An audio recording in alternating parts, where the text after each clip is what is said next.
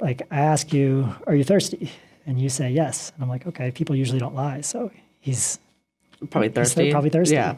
And I think most mental state attribution happens either in that way or in some way where our observations are very likely to get it correct. So like, I see you go get a drink. I'm like, oh, he was thirsty.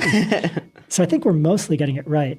The temptation to think that, and I'm not talking about the moral domain now, that's much trickier, Right, but right. the temptation to think that we're sort of like misreading other people's cues all the time or whatever, there's this big gap between people, is based on a tendency to ignore the mundane. Most stuff is mundane. Like most perceptual judgments are mundane and we mostly get it right.